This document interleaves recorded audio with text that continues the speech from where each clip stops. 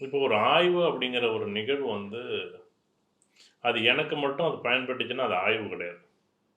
நான் சொல்லிக் குடுக்க மாட்டேன். அது சூட்சமோ, அது நான் வந்து அப்படி சொல்வேன், இல்ல இப்படி சொல்லிக் குடுப்பேன். நான் இப்பல்லாம் சொல்லிக் குடுக்க மாட்டேன். அப்படின்னு நம்ம சொல்லும்போது, அது ஆய்வும் கிடையாது, அது முறையும் கிடையாது. அது வந்து கடைசி வரையும் அங்க ஒண்ணு இல்ல. நல்லா கேட்டுங்க. இது ஏன் அப்படின்னா, ஒரு ஆய்வுன்னா ஒரு 10 பேருக்கு முன்னாடி ஒரு 10 ஜாதகத்த போட்டு அது சரியா இருக்கா? தவறா இருக்கா? அது சரின்னா சரி, தவறுன்னா தவறு. அது என்ன இருக்கு? அப்படிங்கிறத உங்களுக்கு முன்னாடி ஒரு 10 பேருக்கு முன்னாடி போட்டு அத பார்க்கணும். ம். அதுக்காக தான் நம்ம என்ன பண்றோம், அடிப்படையா வந்து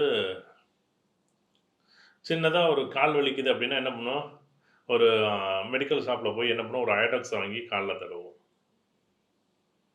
அதுக்காக உடனே ஹாஸ்பிட்டல் போவோம்னா போமாட்டோம். ஏன்னா, ஏதோ சின்னதா ஏதோ அடிபட்டுருக்கும், அத விட்டு வலிக்குது அப்படின்னு நெனச்சிருப்போம். அந்த மாதிரி ஒரு ஜோதிடம் என்பது அடிப்படை அறிவு தெரிந்திருந்தால், உடனே அன்னைக்கு போய் நெறைய விஷயங்கள் நம்ம உடனே போய் வந்து ஒரு ஜோசியர பார்க்கணும்னு தேவையில்ல.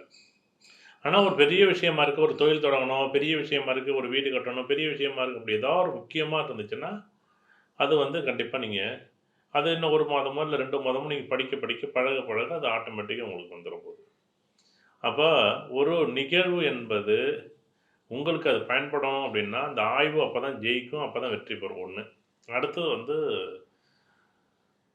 நான் பார்த்த விஷயம், நான் என்னுடைய வாழ்க்கையில நெறைய மாற்றங்கள நான் அத உணர்ந்தேன். அப்ப நான் மாறும்போது, என் வாழ்க்கையே மாறும்போது, ஏன் உங்க வாழ்க்கை மாறாது? அப்படிங்கிறதுக்கு தான், சரி சொல்லிக் குடுத்தா இன்னும் சந்தோஷமா இருக்குமே! "யாம் பெற்ற இன்பம் இவ்வையகம் பெறுக." அப்ப எப்படியாச்சும் ஒருத்தர் கத்துக்கிட்டா, இன்னும் அது 4 பேருக்கு போய் சேரும். இன்னும் 40 பேருக்கு போய் சேரும். அது இன்னும் 400 பேருக்கு போய் சேரும். இன்னும் 4000 பேருக்கு போய் சேரும். இன்னும் 4,00,000 பேருக்கு போய் சேரும். சேரட்டும் சந்தோஷமா. அப்ப ஒரு ஆய்வு என்பது மக்களுக்கு பயன்படணும். இல்லன்னா எதுக்கு அது? என்ன ஆய்வு அது?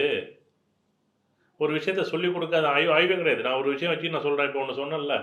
ஒருத்தர் வந்தாரு. ஒருத்தர் வந்தோனே அவரோட கூட பிறந்த எத்தன பேர் அப்டின்னா, செந்தில் உங்க கூட பிறந்த 2 பேர் செந்தில். மொத்தம் 3 பேரு. ஆனா 2 பேர் தான் இருப்பீங்க. அப்டின்னு சொல்றது, இது ஒரு கணக்கு முறை. இது கொஞ்ச நாள் ஆகும். ஆனா கணித முறைகள பொறுத்தளவுக்கு 2+2 நான் கூட்டுனாலும் 1 தான். அதே செந்தில் வந்து 2+2ன்னு கூட்டு 4ன்னு கூட்டுனாலும் 1 தான். அப்டிதானே? அதுதான் இந்த கணக்கு முறைகள ஒரே விஷயமா கொண்டாந்துட்டு, ஒரு சின்ன ஒரு ஒரு நிகழ்வு. ம். ஒரு புரிதல வர வைக்கட்டுமே! அப்படிங்கிறதுக்காக தான் நம்ம வந்து அத நம்ம கொண்டாந்தோம். அதுதான் சொல்லிக் குடுங்க, படிங்க அப்படிங்கிற விஷயம். இது மக்களுக்கு நேரடியா பயன்படுது அப்படிங்கிறத விட்டு, அத வந்து நான் இன்னமும் அதிகமா வந்து இத பயன்படுத்தட்டும். அடிப்படையான அறிவுகள ஜோதிடம் பெறட்டும். ஜோதிட விஷயங்கள தெரிஞ்சுக்கட்டும். அப்படின்னு என்னுடைய ஆசை. உண்மையிலே அது எல்லாரும் படிக்கிறாங்க. அவங்கவங்க வாழ்க்கையில ஒரு புரிதல் ஏற்படுது. நம்ம அடிப்படையா ஒரு கண்ண மூடிட்டு போறதுக்கும், பாதி கண்ண தொறந்துட்டு போறதுக்கும், நல்ல விழிப்பு நிலைய பார்க்குறதுக்கும் வித்தியாசம் இருக்கு. விழிப்பு நிலை பார்க்குற வித்தியாசம் இருக்கு. கண்ண விழித்து கொண்டு நம்மளுடைய பாதையை சென்றோம் என்றால், கண்டிப்பா பாதை வந்து நல்ல பாதையில போவோம்.